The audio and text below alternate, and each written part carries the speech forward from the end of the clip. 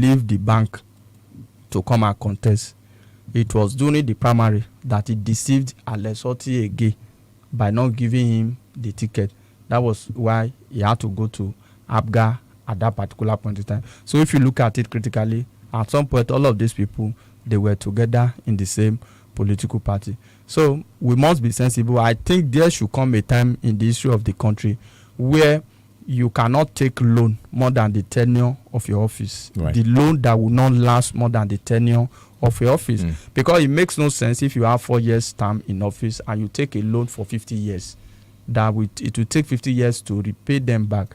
And those houses of assembly that are granting loan die minutes to handing over.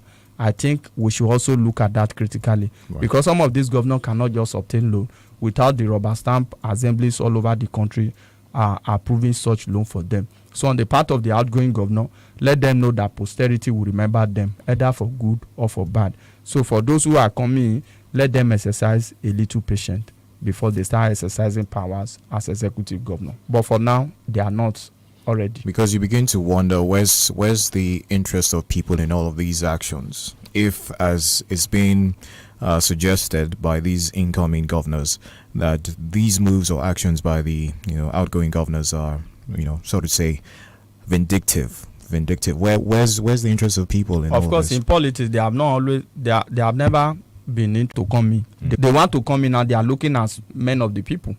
But before you know it, after 1-2 years in office, they turn against the people. That's just the truth of the matter. So for those who are coming, they are not speaking for the people, they are speaking for themselves. For those who are going, they have not ruled for the people, they have served themselves. That's just the truth of the matter.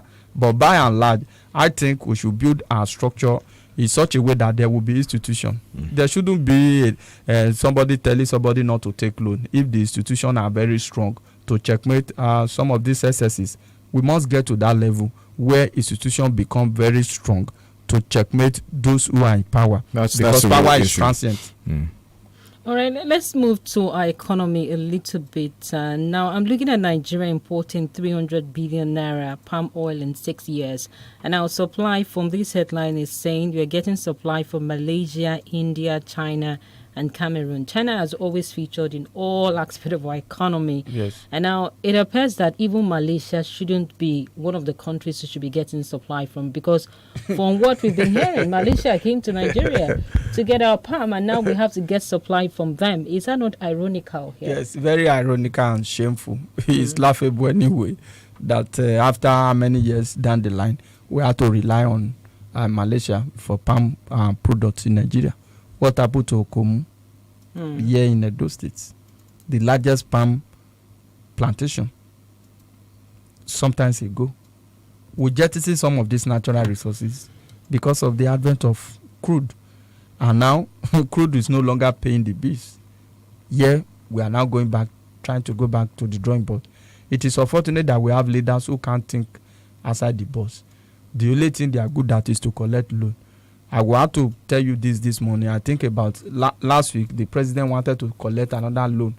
I think $2 billion US from the Chinese government.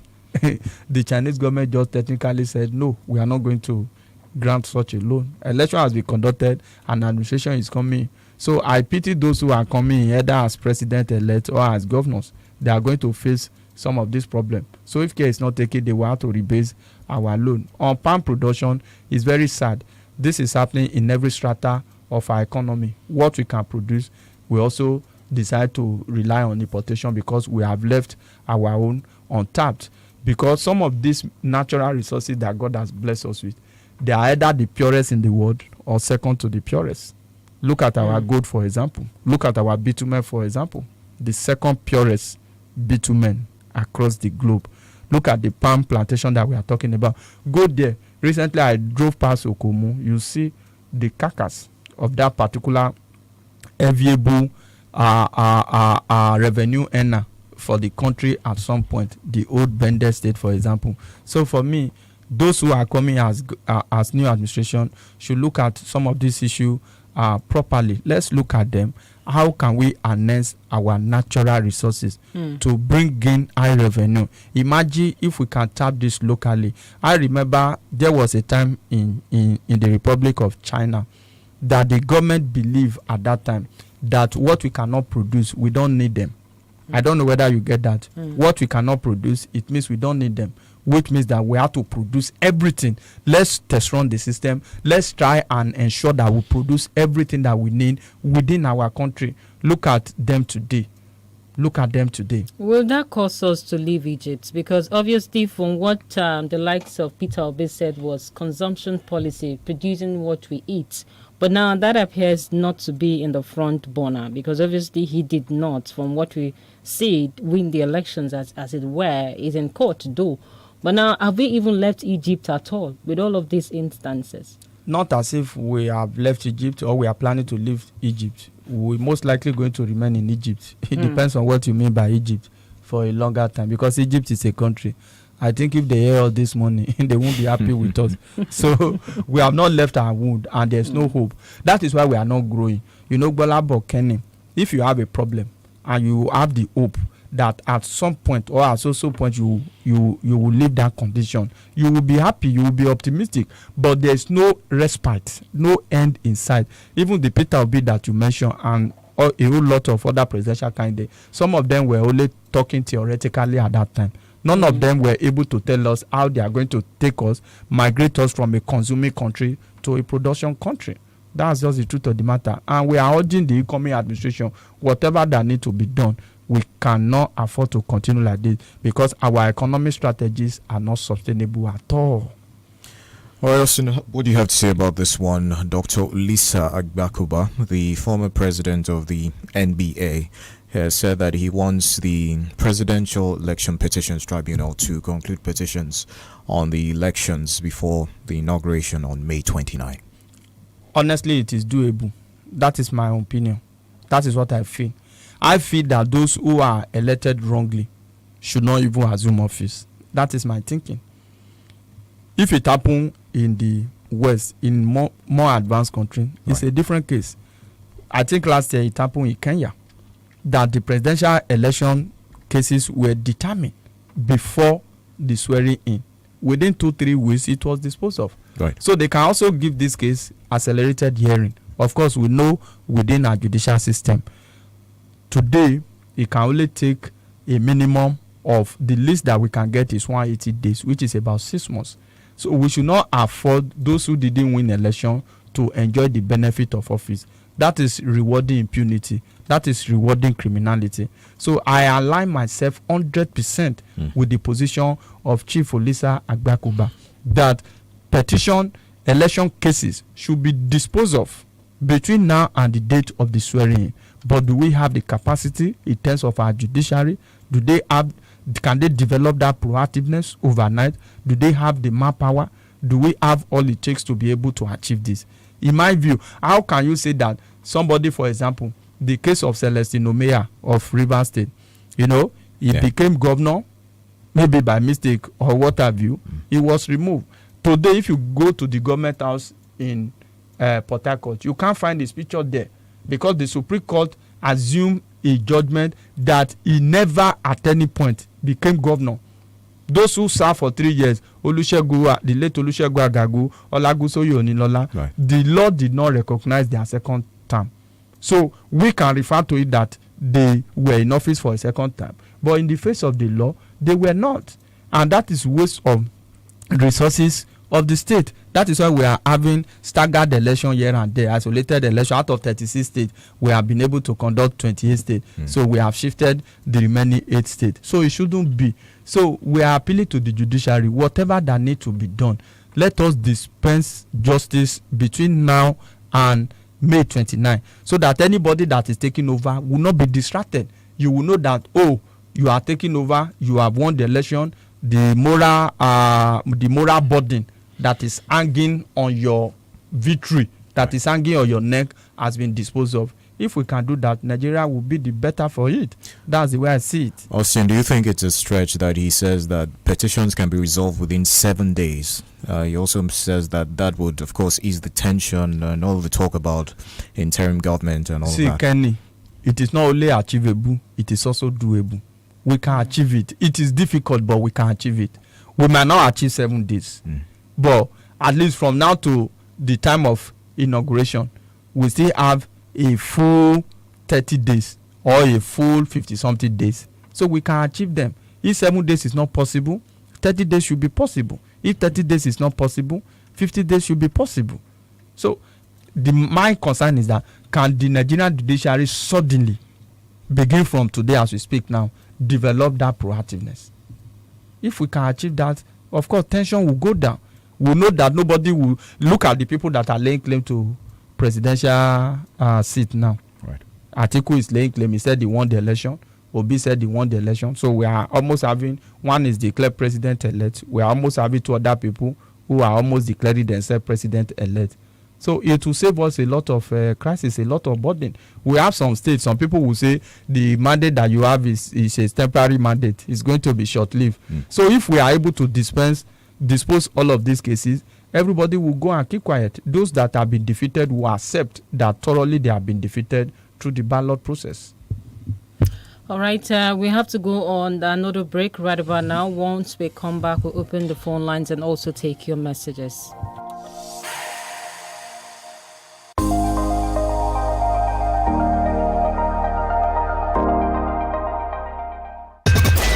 FM 94.9. Màámi, ṣé gbogbo ife Bonvita ilẹ̀ fẹ́ pín? Bẹ́ẹ̀ ni, ó ṣàmọ̀ pé àkókò yìí ní ṣe pẹ̀lú nǹkan pínpín. Torí ẹ̀ ní Bonvita ṣe ń pín 50 gíráàmù lórí ìdí alátùrọ̀ onígíráàmù 145 kọ̀ọ̀kan. Àwọn ife wọ̀nyí á jẹ́ ti bọ̀dá Musa, alábàágbé wa, ìyàwó wọn, Uncle K. Lákòókò yìí, ẹ jẹ́ gbádùn àfikún 50 gíráàmù lórí ìdí Bonvita alátùrọ̀ 145 gíráàmù tẹ́ bá rà. Ìyẹn túmọ̀ sí àfikún ìṣaralóore jíjára ti Bonvita. Bonvita, ó kún fún èròǹgbà rere. So, the first thing you do when you wake up is check out highlights. And then you remember, gotta take the kids to school. Almost dropped the ball there, baller. Can you meet your deadlines without ever missing the game? Now that's a true baller. You make it to date night on game night, but still catch the game, right? Come on, baller. What a goal! We bring you the best leagues on any screen, wherever you are, from only 3,200 naira per month. Live from Supersport on Showmax Pro. Sign up on showmax.com.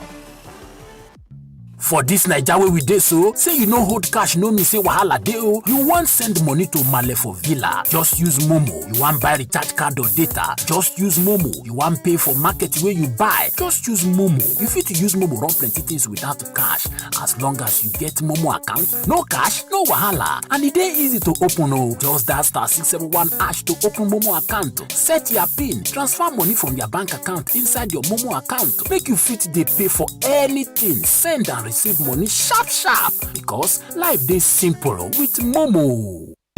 32 FM 94.9.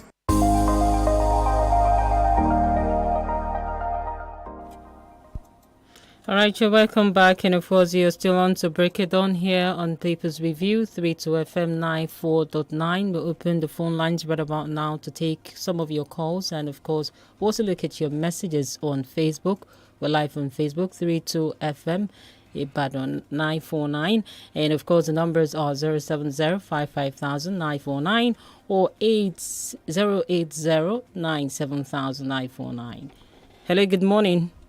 Good morning. Good morning. I'm John Njoko. Yes, I am just happy this morning. Also reminded me of Omehia. But let me just tell you, did you remember the executive rascality displayed by the combative governor of Rivers State, Nyesom Wike?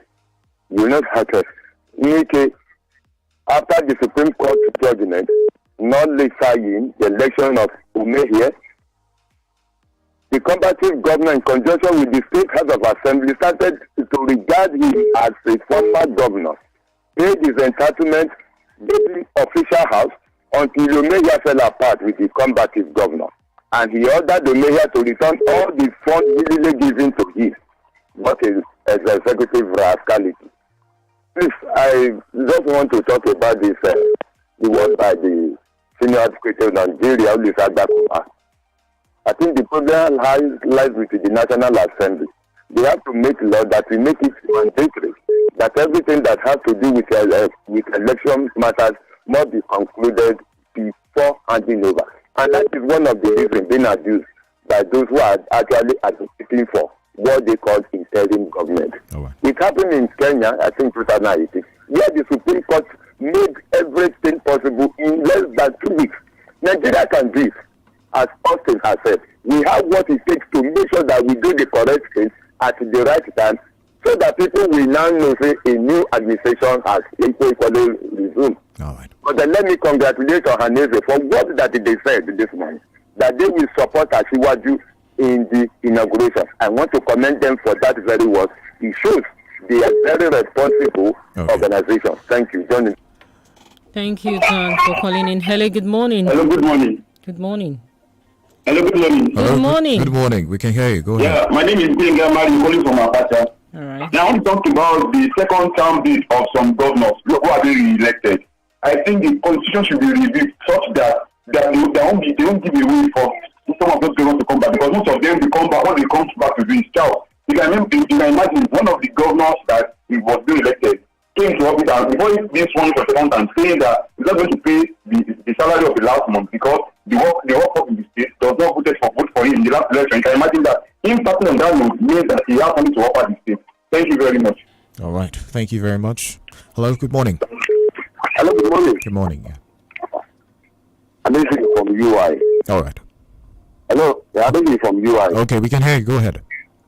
I want to ask you, my brother, this attitude of Governor Wike in Rivers State, is it, I'm surprised that can that all this attitude really happen in a country like Nigeria?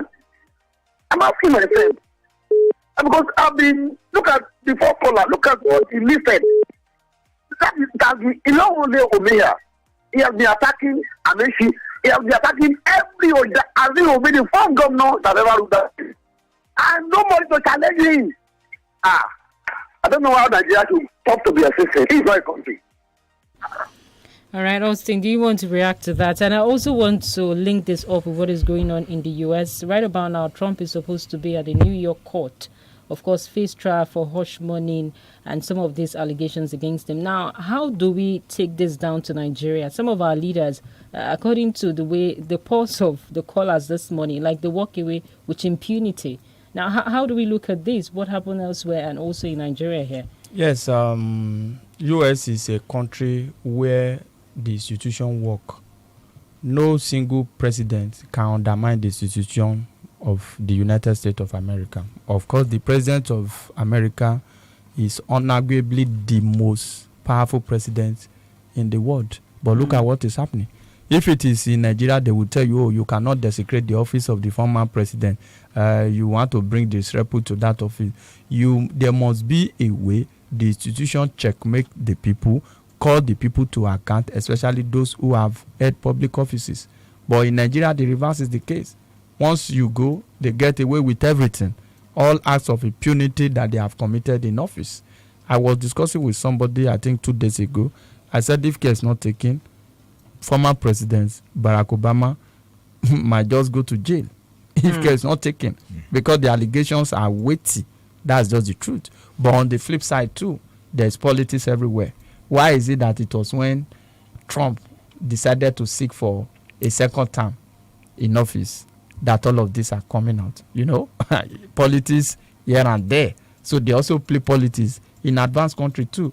Because if he had not signified his intention to run for office next year, perhaps all of this would have stayed come up. Because some of these allegations now were also serious and weighty enough for him not to have even become the president of America in the first place. So we need to build institution in Nigeria, institution that work, institution that no former president or no city president can undermine. But in Nigeria today, it is former president in Nigeria that want to bring in somebody that will be president. It's the former president that want to say, oh, we don't want any government at this time. It's interim that we want. Interim that is unconstitutional. Hello, good morning. Day, sir. Good morning, yeah. Yeah, this is Comrade John Felix. All right. Calling from Oyo. In the issue of Wike and PDP, you know, this is supposed to be a lesson to that main opposition party. One, in 2015. The same thing happened in 2015, and this keep PDP stumbling from since then till now, and they did not learn even a single lesson. Let them go back to the drawing board. At least the founding father, some of them are still alive. Let them come to them and rescue the party. And the leaked audio, all these things are politics in Nigeria. So most of the Nigerian security agency always look for something to nail a opposition man. So that is what I'm saying in the issue of P2B and the audio. This thing. So right. Thank you. Good night.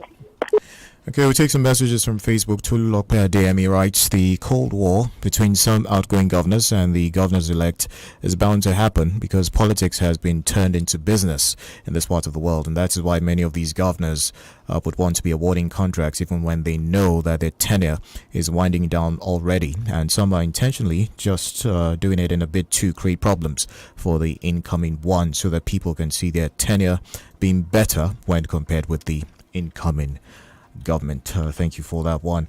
Also take some more from This is from Facebook. Akim Adeyeye. He's saying, can you change the rules in the middle of the game? It's good to have all petitions disposed of before swearing in, but that suggestion is for the future. Take another call. Hello, good morning. Hello, good morning. Shala calling from Akko. All right. Yeah, thank you, GBOLABO, Kenny, and Austin. You are well spoken well. You see, Nigerians should give themselves peace and they should not allow these politicians to divide them. This issue of leaked audio tape doesn't have any relevance. It's just to eat up the policy and cause disunity among Nigerians. Let everybody go about his lawful duty and stop meddling in all these big political issues. Thank you, and have a nice day. All right, thank you very much. We'll get back to Facebook now. I'll take some more messages on Facebook. I have this one from Balkis on Audio. Says, my biggest worry with Emefiele's monetary policy is that by December 2023, Nigerians... Okay, I have to find that one again. Okay, Nigerians... Okay. would return to the days of Naira scarcity because I haven't seen the CBN attempting to avert this in the future. The CBN should print additional Naira notes before the old notes, new notes before the old notes legal tender limit expires, since anything that occurred during the Naira scarcity phase is an offense against humanity. What has been the policy's contribution to the economy in all of this?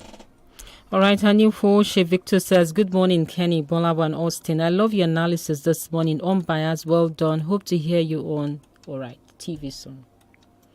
And let's see if we have more here on Facebook. All right, I guess you've taken, all right, Balkis Onodura says, my biggest worry, have you taken that? Yeah, taking that. All right, the numbers again are 070-550-949 or 080-970-949. Our time is actually fast spent. Austin, any last word from you as well? I think the situation is almost the same in some parts of the country. So let the CBN work on that. I was surprised to see long queue, people clustering around banking premises, despite the billions that the CBN has pumped out. Do you know the meaning of that? People take this money, put them in their home without taking them back to the bank because they can't still trust the system for now. So let's work on that. All right, thank you very much, Oseni Dume. We do appreciate you. Thank you. My name is Kenny Durutilu. Good morning. And I'm GBOLABO. I must go. Bye for now.